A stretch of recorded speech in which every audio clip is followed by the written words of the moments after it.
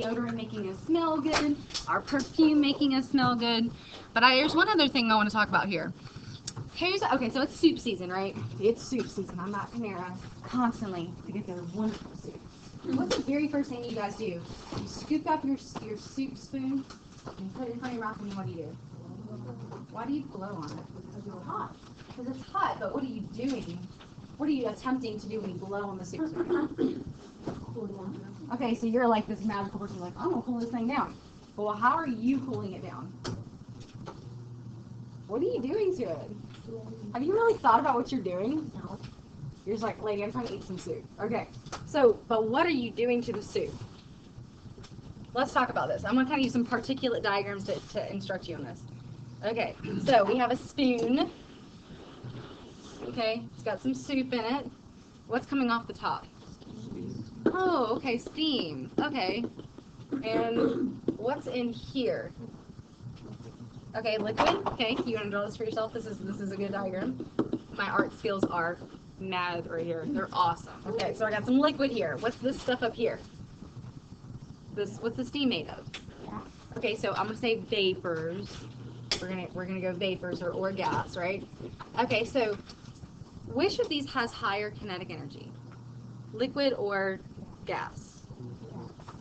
The ones that move a lot, and kinetic energy, KE, kinetic energy is the energy of, yes, feeling with motion, energy of movement, energy of motion. So who has more motion, who's more movement?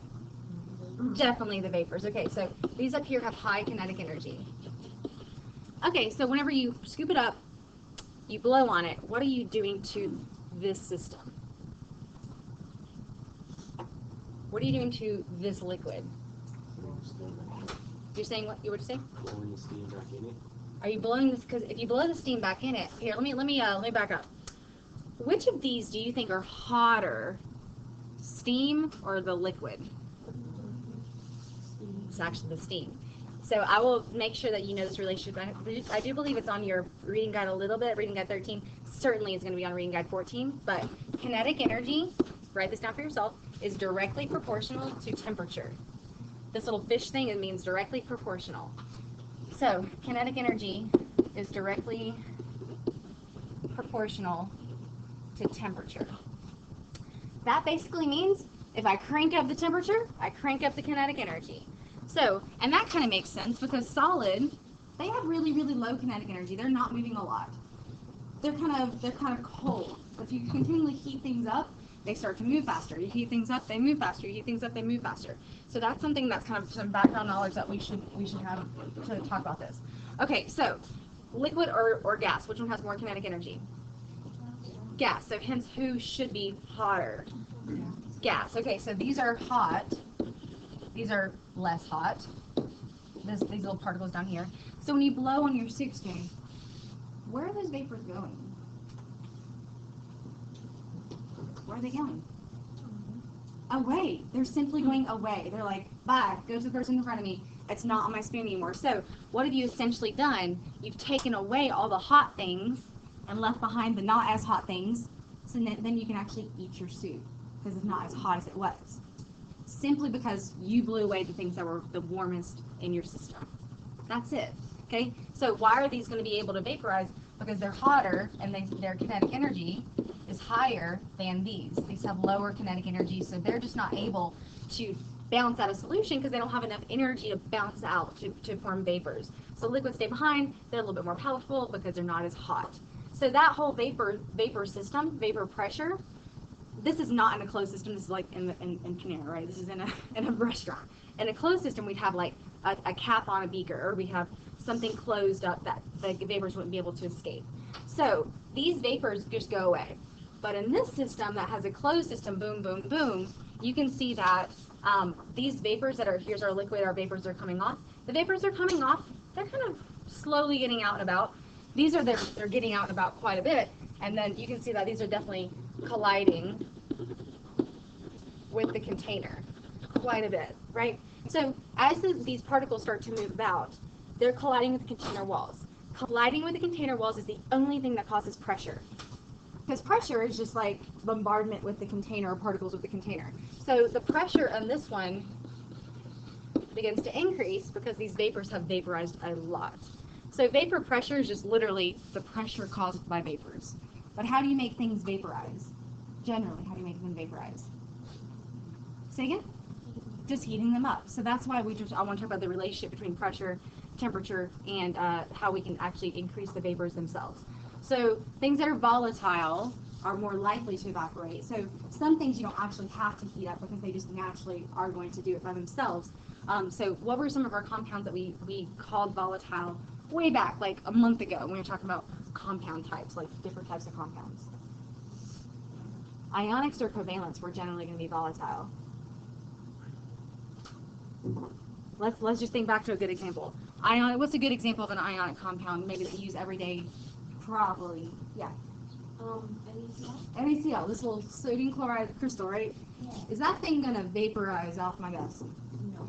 Not really. If salt vaporized out of your food, it'd be bland. If it was vaporizing, your little salt shaker at home would totally be gone, like in a week. Like, where's all the salt go?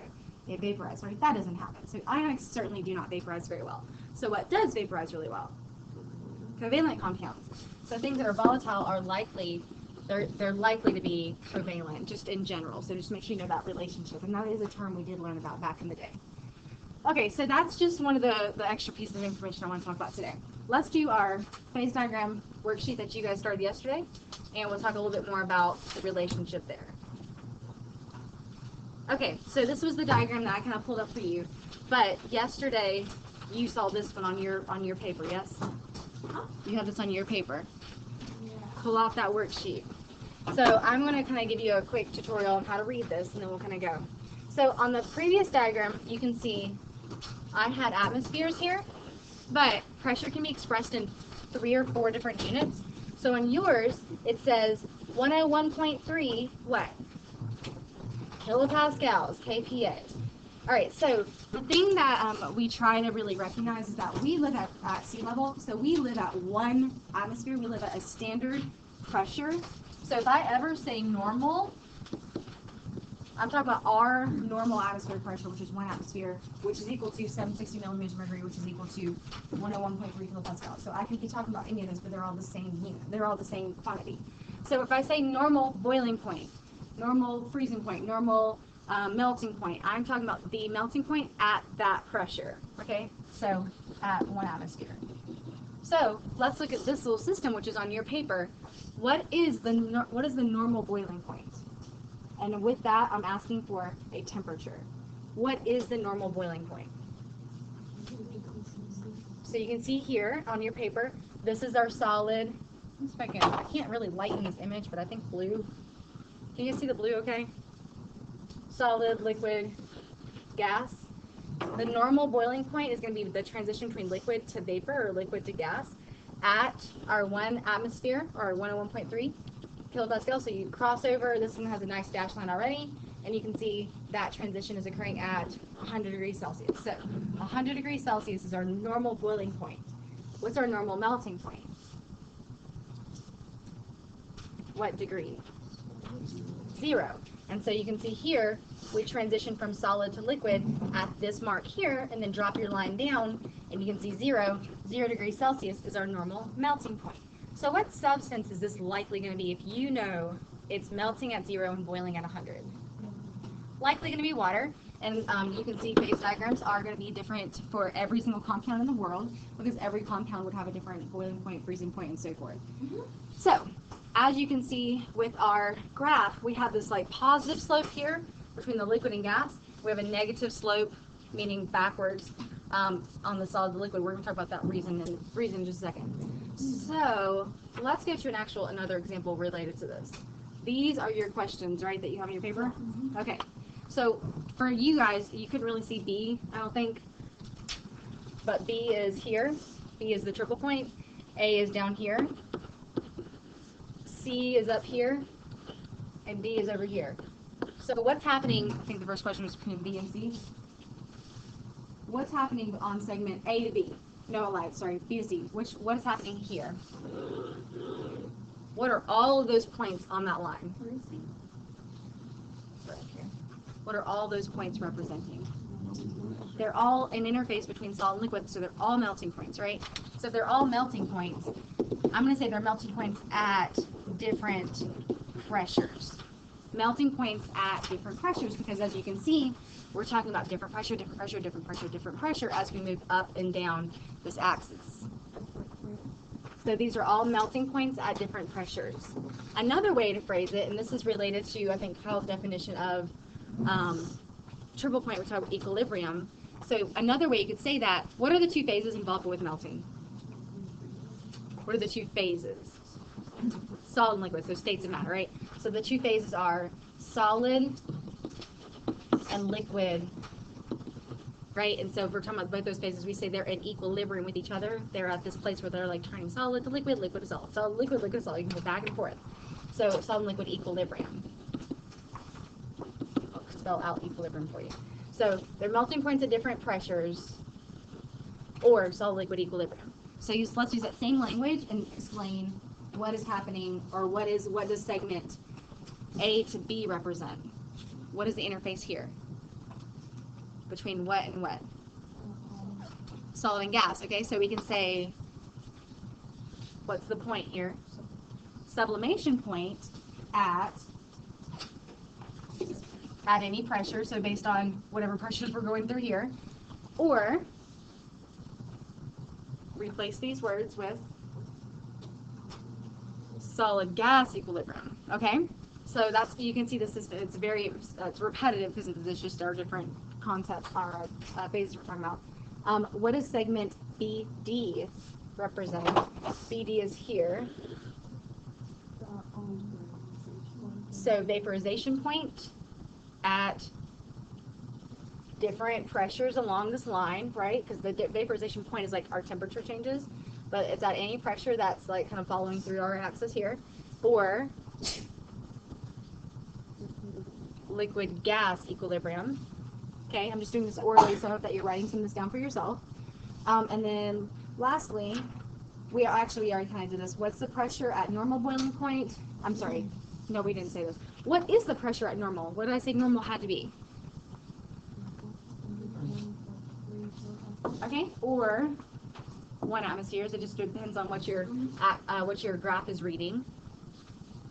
And what is the melting point? I think we did those already. Oh no, we didn't talk about the increasing. Okay, so here's the one example of water. Right, water is a weird anomaly. It actually is one of the only substances that is it more or less dense in its solid phase. So how do you know that from observation? Ice floats, right? So if ice is floating, it's our solid phase of water, right? It's floating, that means it's less dense. Do you know anything else that does that? I really can't think of anything. There's like one other substance in the world right now that we kind of know of that does that. Water is weird, but that's also why it's so special. It allows us to survive on planet Earth, because it has interesting characteristics. So because of the density of water being less in its solid phase than in its liquid phase, it actually shows up to be, it creates this negative slope here. And I'm going to show you another example, and I'll explain that a little bit more. So, here we have this negative slope. This is our water one. This is an example of carbon dioxide. I have the top of the, no, I don't have it here. Okay. So this is an example of carbon dioxide, CO2, whereas this is water. First off, what do you notice about CO2's triple point? Chloe. Ton higher. Like, look at this pressure, guys. The triple point's at 5.2 atmospheres. Like, 5 times the pressure that we live at. We would implode at that pressure.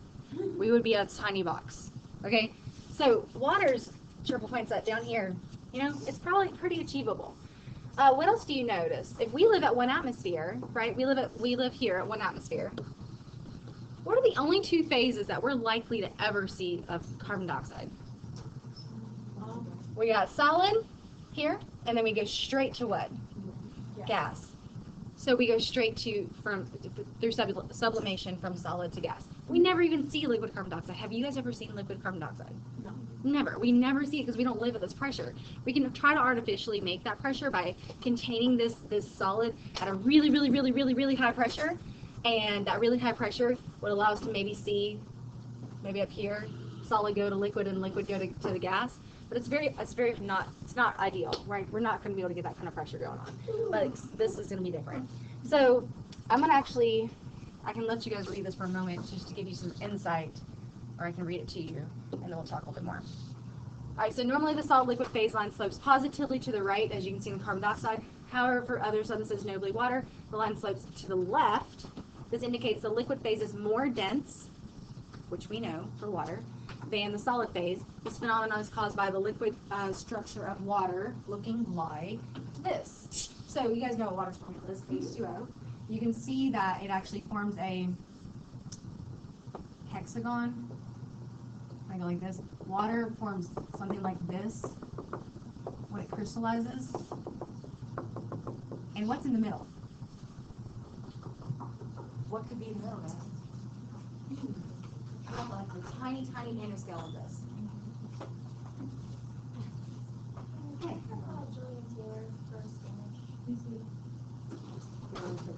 Yeah. Thank you. Right. You guys are doing great. Nothing. There's absolutely nothing there. Okay, you said nothing. Wonderful. There maybe could be air there, maybe, but if nothing is there, that means it's expanding and taking up a lot of space. That's not really going to have a lot of mass in it, so that hence the density decreases. But nothing else does this. Nothing. So water is the only thing that really can do that, and that's what it kind of says down here. The lattice structure, the average space between molecules, lower density because there's a lot of space, but there's not a lot of stuff in that space. Okay. Question. It's like a vacuum, so there's not a lot of pressure at all.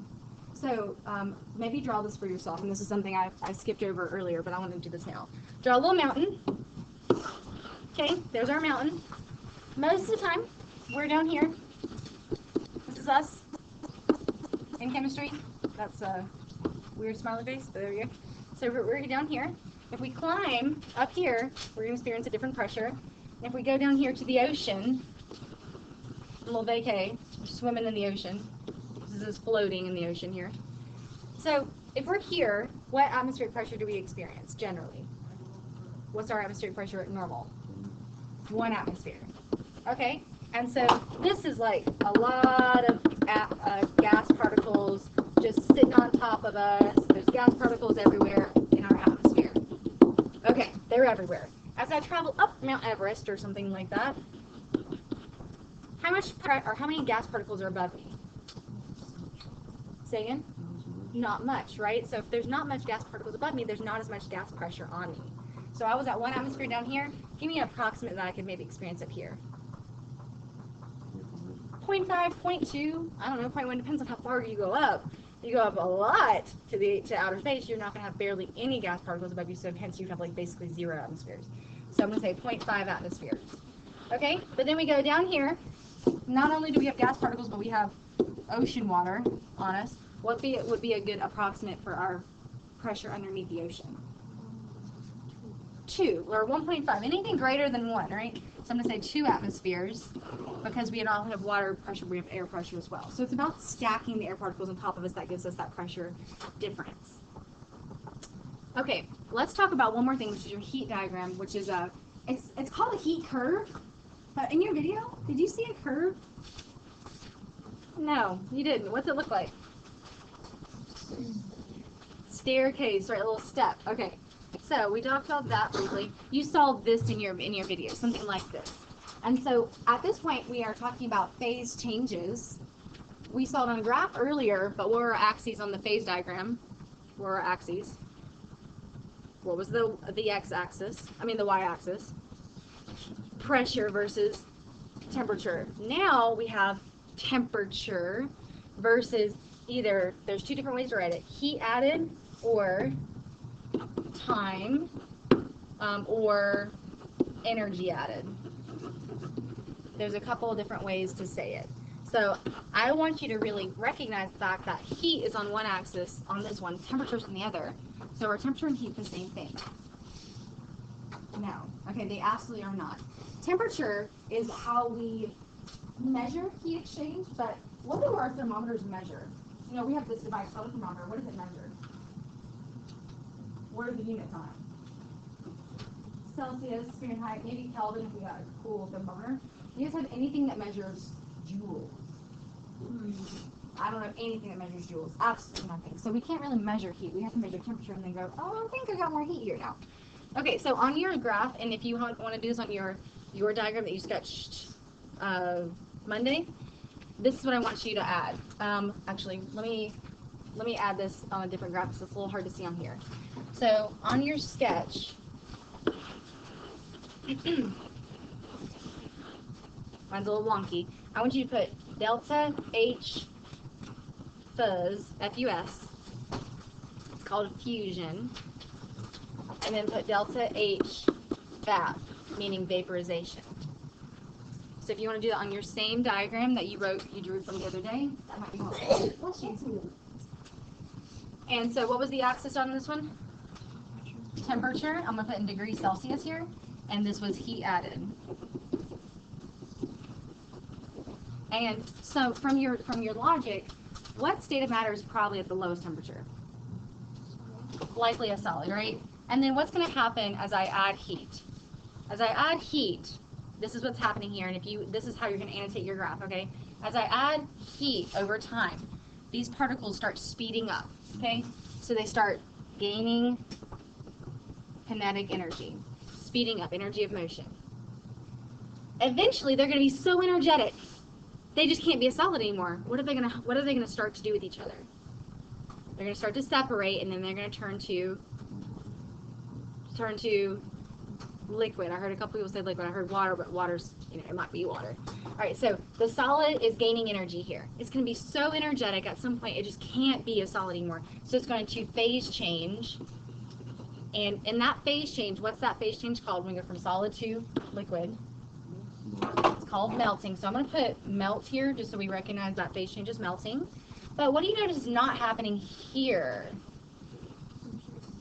Temperature is not changing. So when something is melting, the temperature is not changing. Does that sound weird? Does that sound normal? So if ice is melting, the temperature is not changing. What's happening is we are continuing to add heat, like you can see here, but the heat is doing something else. And this is on your notes, but I'm going to kind of annotate as we go here. So during this phase right here, I'm going to say during phase change, heat energy is used to overcome IMFs. What's an IMF? Intermolecular force, right. So in solid ice, look at this wonderful arrangement. I've kind of drawn it in a crystalline structure in this hexagon shape. But what's making water attract to other water? What intermolecular force does water undergo? Hydrogen bonding. Please write that down. This green dash, I'm just going to kind of make it as dashes now because I don't want you to think those are actually bonds. They're not bonds, they are attractions. So these are all hydrogen bonds. And I'm going to put bond in quotes because I really don't want you to think it's a bond, it's an attraction. So that's our pretty sturdy, right? These are the strongest intermolecular forces that we deal with. It's what holds DNA together and everything, and you can split them apart just like you can take water and pull them apart from each other. Well, I gotta kind of overcome those. So that heat energy is just allowing me to kind of go, all right, water, separate from other water, and let's become liquid. So that's what's happening here. I have to overcome the intermolecular forces. Now, once I've turned all of the solid, I've separated them up from each other, and I've turned it totally to liquid. Now liquid's like, okay, I'm going to be liquid for a while, but what's happening as I add heat? What's happening here again? I'm adding kinetic energy, right. I'm going to gain kinetic energy on this slope. And what did we say kinetic energy was directly proportional to? Say again? Temperature. Guess what's happening? As I gain kinetic energy, what was also gaining? What's also increasing? Temperature. So gain kinetic energy, temperature increase. Phase change, heat energy is doing what for us? What's heat energy doing during phase change? Changing those IMFs, so overcoming IMFs. And it's like, okay, I'm totally liquid, and gain energy, temperature increases, and then the liquid particles are moving so quick, they're just like, all right, guys, we can't be liquid anymore. What's going to happen? They're eventually going to have to change phase, right? So during this phase change, same story, except liquid is turning to gas, and we call that vaporization. hence HVAP, delta HVAP, energy of vaporization is what that delta H means. And that phase change, same thing's happening. Heat energy is being used to overcome intermolecular forces. And then again, the gas particles are just going to be like, all right, well, we're gas now, but you're going to keep giving me energy, so I just have to do what? What do they have to do? They are going to still gain kinetic energy. But at this point, they don't change phase because they're at their peak of phase change. All right, so this is a good graph to go with. Let's pause for a moment, and I'm going to stop talking because I want to make sure that you guys have absorbed some of this, and then we're going to talk some more. Okay, so this is a kind of unit-long worksheet, so please don't use this. This is just classwork right now. Pass it that way. And I would like for you to start on the side with the heat curve. And when I say heat curve, what are you imagining again? Steps, not a curve. I don't know why we had to call it a curve. It's totally not a curve.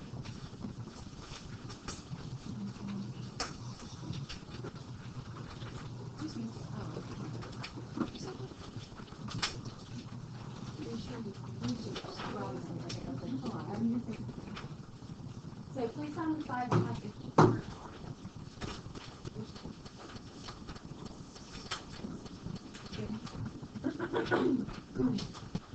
So based on what we've talked about so far, go to where it says section 2. See where it says section 2? And it, I just realized it says phase change diagram. That's called a heat curve, not a phase change diagram. That's another way to say it. So start on section 2 and complete that within your table groups. Talk to each other, people. Talk to each other.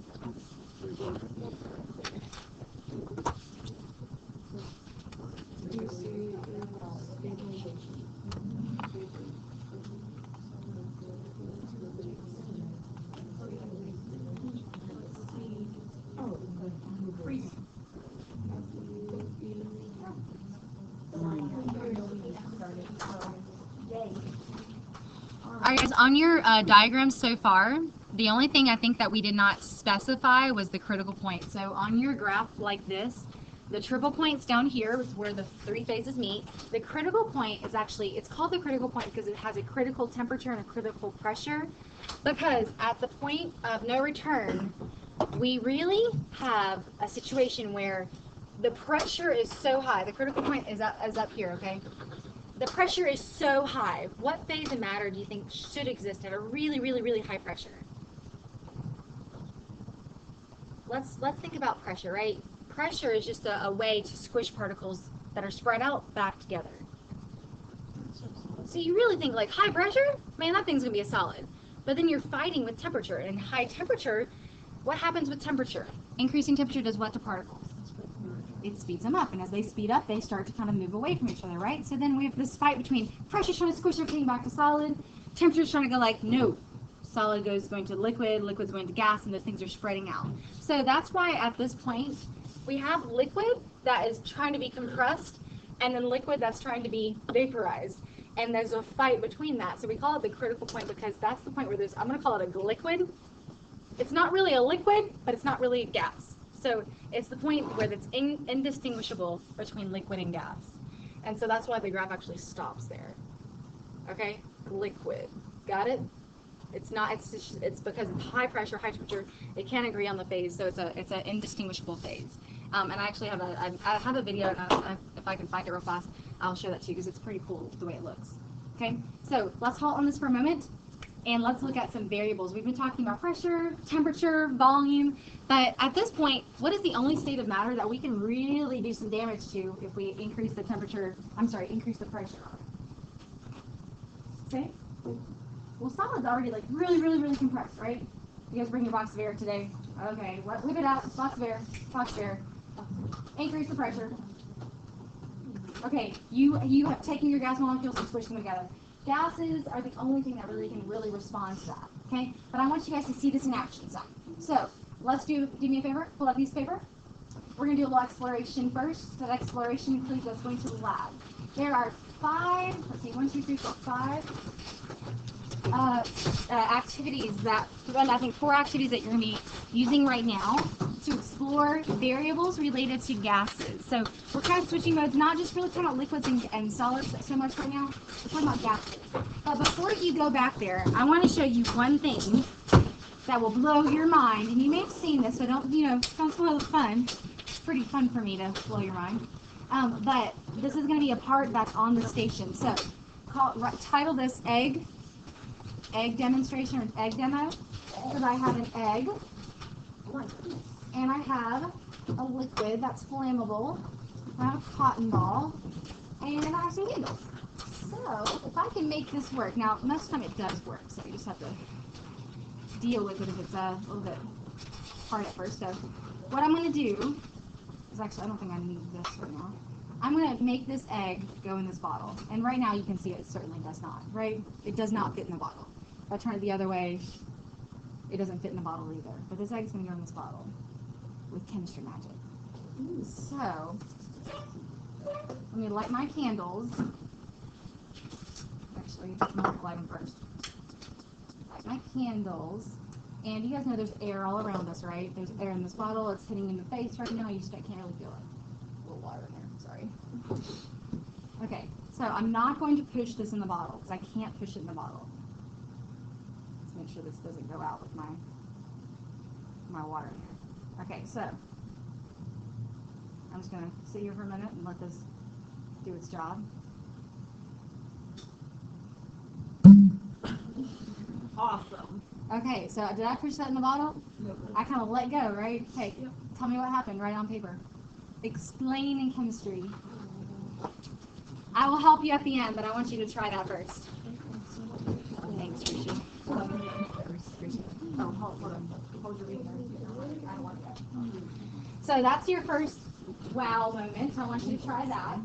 And as you get to the lab, we're only going to about maybe 20 minutes after.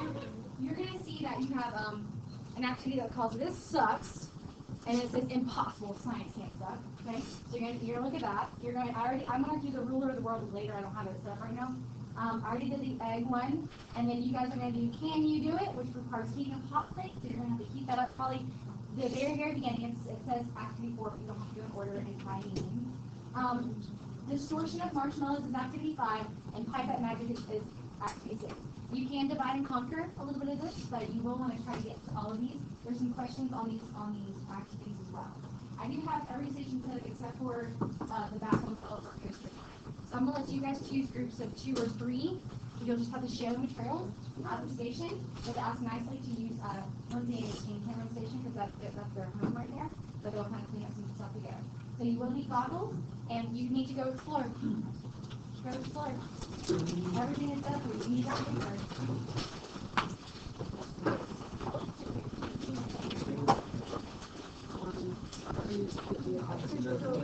Created a vacuum, so it was different. It wasn't. I wasn't taking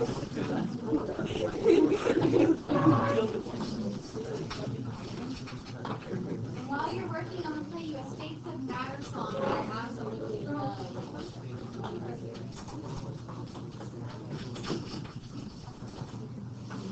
There's lots of places to get, so just kind of find a place where you can manage to stay for a while. I would say probably groups of 3 since I did knock out one lab station. We have to kind of join up a little bit more.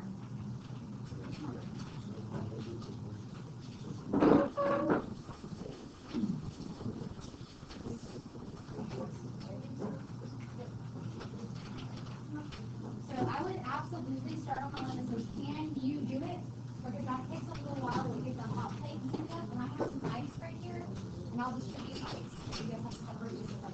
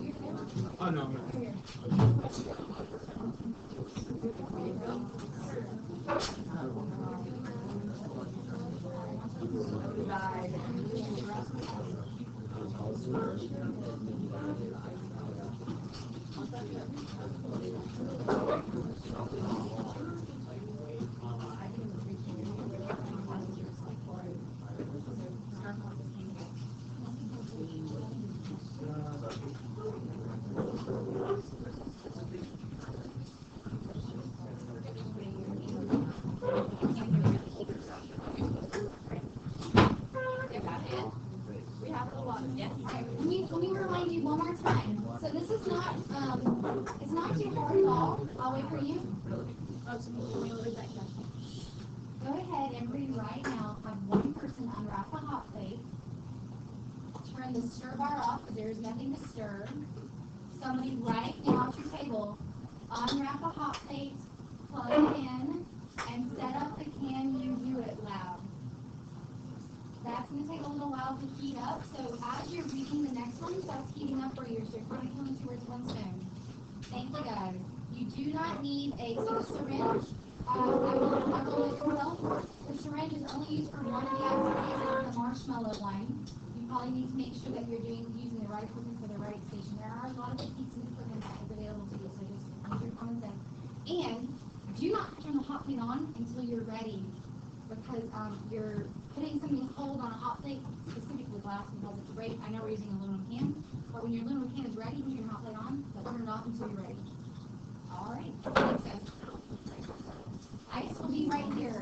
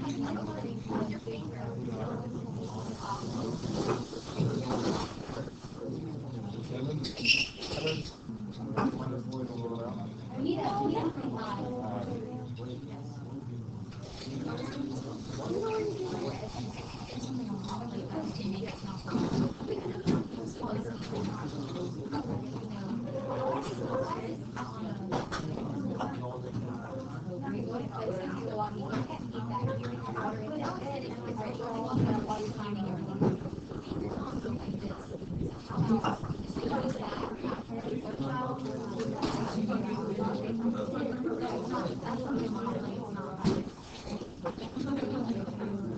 Use I just did a video number one.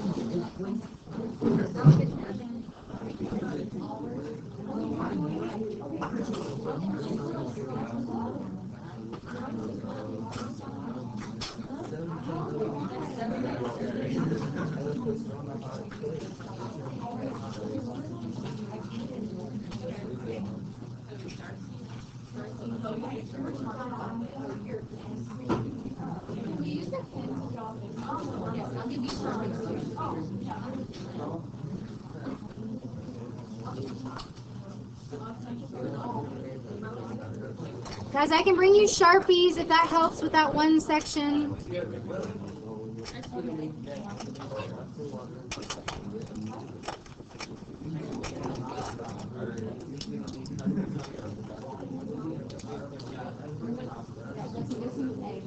Yeah, can I have the cooler to fill up, or do you want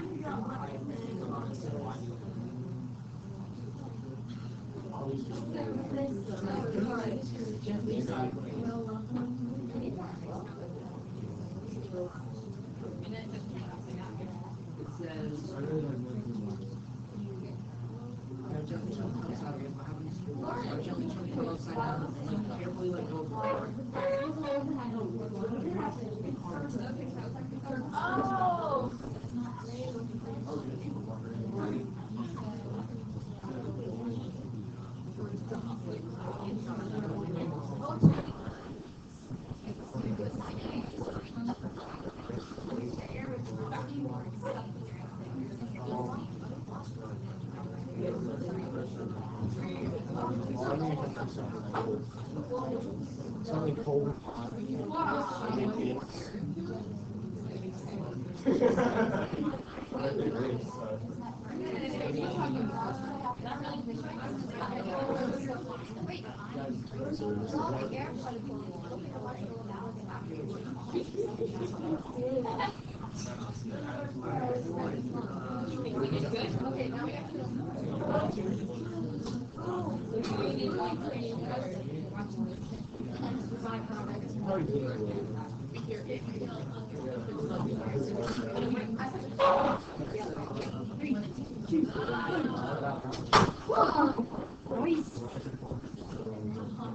So, guys, let's take about 6 more minutes. I want you to get through at least 3 or 4 of the illustration activities.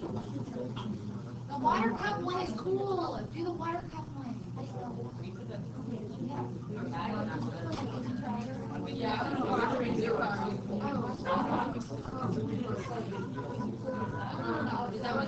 Let me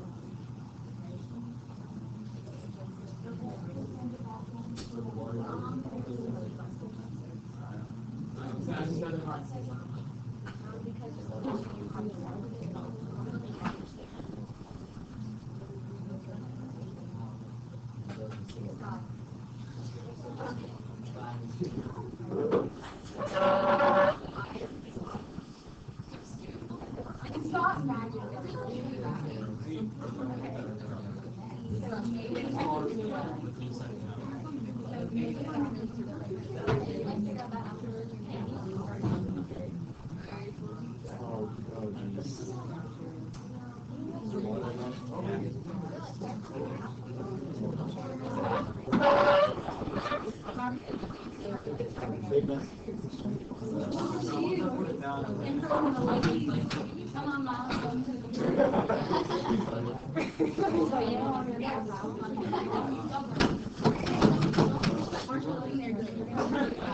That's what it said. Read the instructions on that marshmallow. Do not squish it into one. Your job to read out. That's what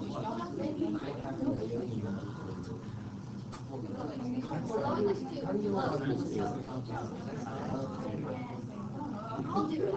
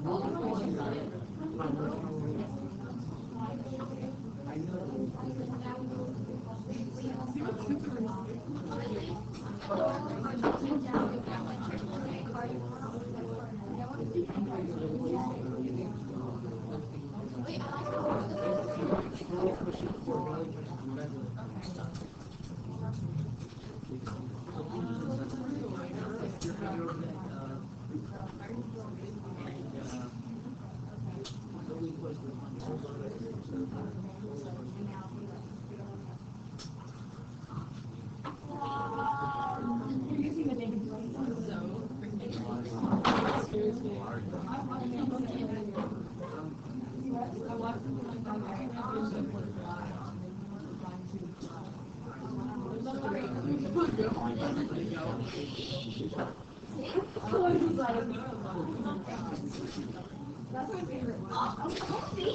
didn't give enough pressure.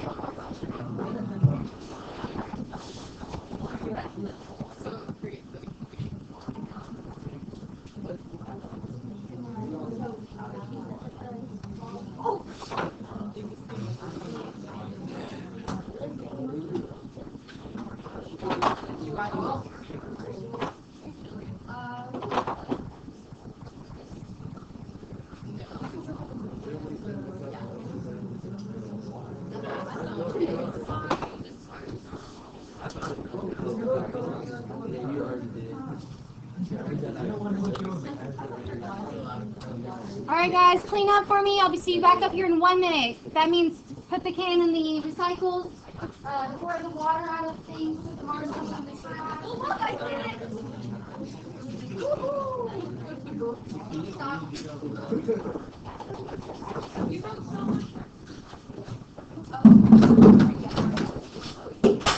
Throw away anything that you think should be thrown away. I'll see you up here in 1 minute. Bring your papers with you.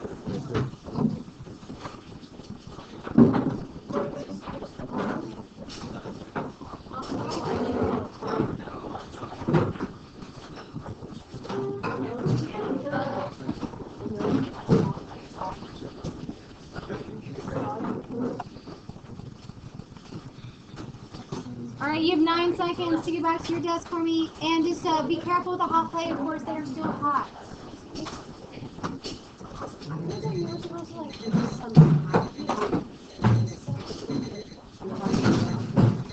You guys have like 4 minutes, okay? And we're back. Okay. If you're still at your last station, you should be walking this way, no matter if you're done or not. It's quite all right. We're going to review a couple items first. And it's okay, Lindsay, don't wrap it too tight. It's hot still. Alright, thank you for putting your glasses back. Alright, so I have a couple people who have to, if this is you, in 4 minutes you're leaving to go to NCSSM, but give me your attention for about 2 minutes here, solid 2 minutes. And if you're in the back, you should be up here in just a second, please. Okay, so let's talk about the egg first. Draw an egg for yourself. I mean, an upside down flask. This is a flask, not a balloon or a blob. And there's our egg with our fire. There's our little flames here. Okay? What happened to the egg? First, what happened to the egg? I know you're going to go, it went in the bottle, but give me some better ways it got in the bottle. Kind of squished down and then went, I don't know. Kind of squished through the flask. Okay, so it's squished into the flask. Give me something more, Leo. Okay, so if you're saying it was sucked into the flask, what would have done that action? So I hear vacuum, but that's not that could be part of it, but that's not all of it. Keep going. Lack of pressure. Okay, so why was there a lack of pressure here? The fire was burning, oxygen. So the fire was combustion of oxygen, and so the oxygen was used up. Is that what you're saying? Yeah. Okay, so no more oxygen up there, but there's still other gases, right? There's still some nitrogen, some carbon dioxide, water vapor, but that oxygen may because of lack of pressure. Okay, so it still doesn't fully put my picture together. Darcy, you have something to add? Okay, so, well, vacuum is kind of related to the lack of pressure, but it's not a full vacuum. There's still some pressure there. Okay, but it's still not enough. Just because there's a lack of pressure there doesn't cause what we caused. What else is present? Is there pressure on the outside? The air pressure of the atmosphere is out here, right? It's everywhere. Okay, so who's actually causing this egg to go into the flask? The outside pressure. The outside pressure is like hey man, I don't have anything to fight against now. The pressure on the inside was the same as pressure on the outside until I lit the match, and that's when it started to combust. So the lesser pressure in here and the higher pressure or more pressure out here caused the egg to be pushed, not sucked, pushed into the flask. It was the outside pressure. Yes. So is the reason why the outside pressure is like pushing it inside is because they want to create like an Equilibrium, right. That's why you guys, who's ever popped their ears? You're going up a mountain, you feel this like weird sensation and you pop your ear to release the pressure difference and create equilibrium again. You go beneath the ocean, a lot of pressure, like my head starts to hurt if I go too deep, like in a pool. That's because there's a lot of pressure and I can't equilibrate because if I open my ears, what's going to come in? Water! Be really bad. And then you're like sitting there forever just hitting your head like trying to get the water out of your ear. So that's because our bodies naturally don't want to, implode or explode. So we have to equilibrate pressure to equilibrate the two differences that has been caused just by elevation differences, or in this case, combustion. So same thing, same exact story. With temperature involved as well, crush the can. You guys have to leave peace. If you're going to NCSSM, check the website. Actually, the website's not fully up to date.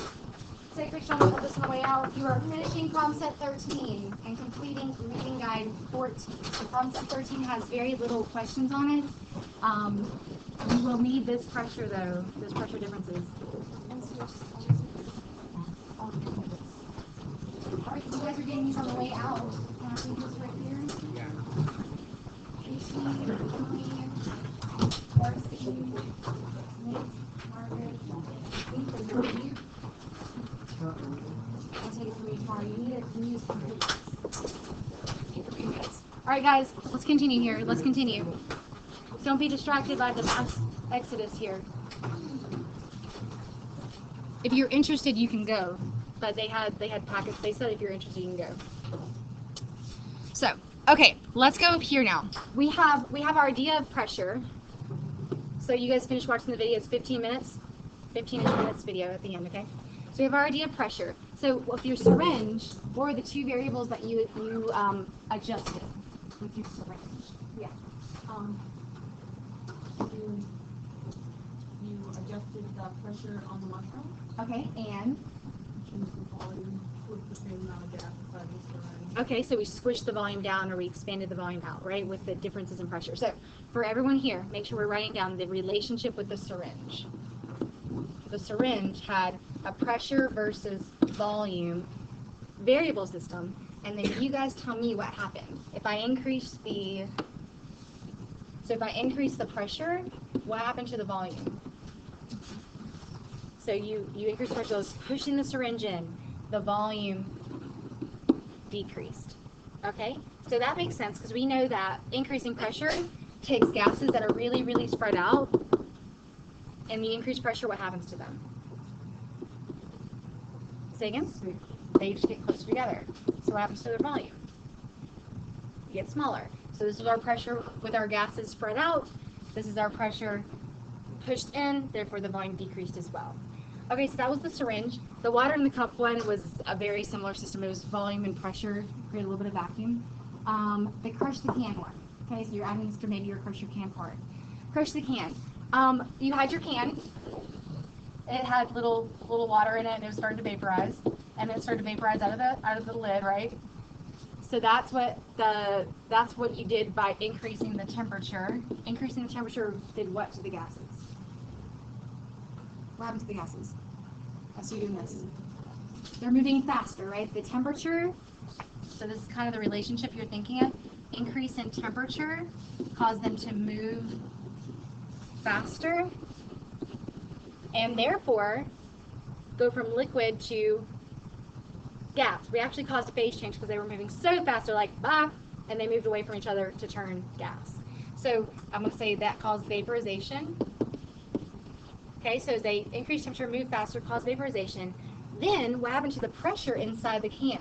As they're colliding with the container wall, what's happening to the pressure? It's pretty much going to have to increase because there's more collisions. Increased pressure due to increased number of collisions with the container wall. Okay, so naturally you're like increasing pressure. What could happen to the can if the pressure was so high on the inside? what could have happened to the can before we dumped it. It could have exploded, but there's this atmospheric pressure that's on the outside. It's like, calm down, you're not going to explode. I'm going to hold you together because I'm pushing back, right? The atmosphere is just always pushing back. But, so remember the atmospheric pressure's there, right? Then you dunked it into our ice. Here's ice. Looks like ice, right, guys? Okay. So you dunk it, and immediately you said it cooled down, right? So it cools down, temperature decreases. What do you think happens to the vapors on the inside of the can? They have to go, okay, well, hey, I don't have enough energy anymore. I can't be a gas. I have to condense back to liquid. Okay, so decrease vapors. And it's probably going to be because they've condensed to liquid form again. Okay, so what happens to the pressure on the inside of the can? Are there vapors causing pressure anymore? Okay, so what happens to pressure? Pressure decreases due to what? Think the same phrasing I used up here, due to... Okay, due to the temperature decreasing, we said the vapors went back to liquid, right? So the pressure decreased because less collisions, because there's no more vapors. So this reasoning skill, this like step-by-step domino effect of how can you explain it, this is probably the most important part about gas relationships, variable relationships, because you have to know exactly what causes what to get to the final result. Okay, so decreased pressure on the inside of the can, we have the same scenario as the flask situation. Less pressure, what's on the outside? More pressure, what did it cause with the can? It's like, hey man, you got less pressure, I got more. I have to do it to you. I have to make you implode because we can't compete with each other. I have to press in and make your pressure more because I've decreased your volume, right? By crushing the can, the volume goes down. So what should happen to the pressure on the inside of the can? It should go up because I have less room to play, so that they collide a lot, and the collisions cause the pressure to go up. So it's like, I'm just trying to help you out. Get your pressure to be the same as me. And the atmosphere causes it to implode. So if we weren't able to like equilibrate with our ears, our head would implode under the ocean. Or our head would be like a big head outside of like on a mountaintop. But we have this pressure system where we can go like that with our ears, and it equilibrates. The can was underwater, right? It was like the little hole was covered up with water. It didn't have a choice. It was like, well, I can't get the pressure right, so I have to implode. Okay, so did that help a little bit with your explanations? Did you guys write down those on your detailed notes there? Okay, let's do one more thing before. Oops, I'm at the end here. I'm on the wrong PowerPoint here. Let's do one more thing. This is the bread and butter of gas laws. I'm going to tell you your gas laws, and that's actually going to help you with the reading guide 14, right? Because some of this is exactly on your reading guide 14. It's actually it's number 8 on reading guide 14, because it talks about what are the gas laws. So I'm going to show you guys a couple of these now, and you might have to help the group a little bit tomorrow with this, okay? So I'll tell you the 2 variables involved. Let's start with Boyle's law. So write down Boyle's law. And there's these different scientists, right? Everybody likes to get credit for their work, so everybody names a law after themselves to give them some credit. So Boyle's law is a relationship, and you guys didn't get to this part where you had to take your little pipette that was filled with liquid and then increase the pressure on it. But it's a relationship of pressure versus volume. And you guys already told me, if you take your box of air and you increase pressure, increasing pressure does what to volume? Decreases volume. So again, we've seen this about 3 times in 2 days. Is that a direct or an indirect relationship? Increasing pressure causes the opposite effect on the volume. Is that direct or indirect? Indirect. Another word for indirect was inverse relationship. That is literally the only 2 variables that have an inverse relationship. Everything else, you increase temperature, you increase pressure. You increase this, you increase this. That's the only one that's opposite. So that's nice to start with this one being the one that's different. Okay, so there's a law, there's an equation that actually can relate this. Because before, the pressure is one thing, and after I change it, it's something else. Well, the beforehand has a volume associated with it. The after effect has a different volume associated with it. So we call that like situation change 1 and 2. So So the equation is P1V1 equals P2V2. So a scenario would be, if I had a balloon, I'm carrying a balloon with me around. I'm at atmospheric pressure, right? I'm at 1 atmosphere. So this is me at sea level. So at sea level, I have a pressure and I have a volume associated with that. But then let's say I travel up to the top of Mount Everest. I have changed conditions, right? So I've changed, I'm going to say at mountaintop. I've changed conditions, so my pressure is to be a secondary pressure, so a different pressure, so I call that pressure 2. And then my goal for you would be like, what's the volume of my balloon now? So if I'm at sea level, my balloon's yay big. Let's call it this big, 1 liter of gas. If I go to a mountaintop, should my balloon get bigger or get smaller? So I heard both. Who feels confident? Go for it, Lindsay. It's supposed to get bigger. It is. Why? And so it should be able to go expand, right? And so we know that qualitatively, quantitatively, we can find that we can do the math with it with this equation. We'll do these equations tomorrow, but I want to give you a heads up. These are some of your equations you'll use. So what do you know? What variables do you notice we're not changing here?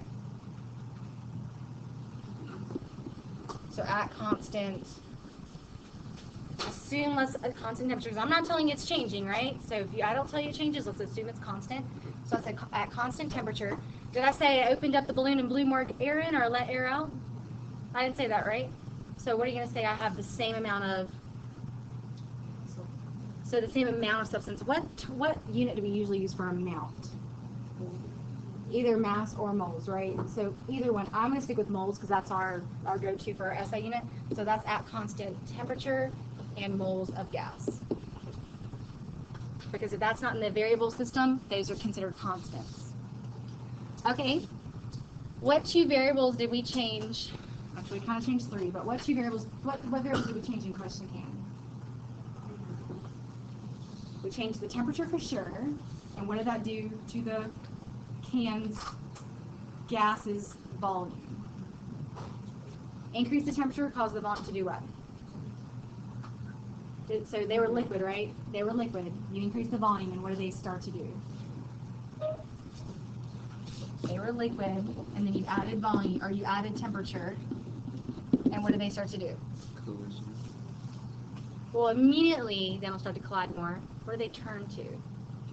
Vapor, right? Okay, we went from this little liquid at 1 temperature to this like crazy vapor, which took up a lot of space at a higher temperature. So the vaporization occurred, and the volume went up. So yes, the pressure did play a role in that, but we are at 1 atmosphere pressure, right? We never changed the elevation, so the pressure actually is considered a constant. So this variable system is increasing in temperature caused what to happen to volume?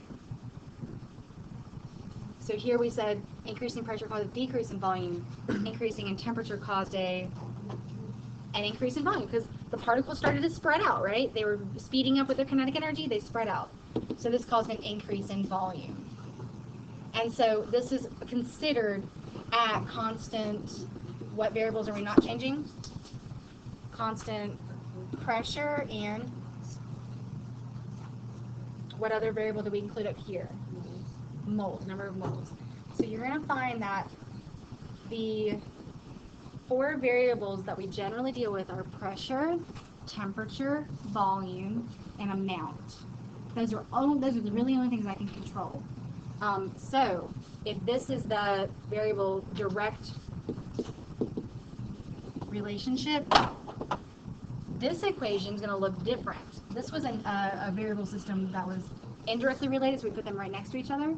This one's going to be a fraction on top of each other. And I want to do a lot more with this tomorrow, guys. So I want to give you a quick introduction. So this is called V1 over T1 is equal to V2 over T2. Where the first one, this is like scenario 1, and this is scenario 2. So in a problem, you would see some sort of change over time of some of these variables. And that we're not including pressure and amount because they're considered constant, so they're not in the variable equation. So we'll do some more real life examples with this. So I'll leave that to you. The worksheet that you have that you started, we'll finish that one section. So I think you guys made it through most of section 2 and 3. Yep. The only part you didn't do section 1 all the way. But what I'll ask is I will do that. I will ask you to bring it back to me tomorrow because we're going to do that for warm up tomorrow. Okay? So for you guys, you have enough. You have your reading at 13 to 8 to aid you in finishing problems at 13. And reading at 14, 8 questions. Just a little bit with you, so we'll do that.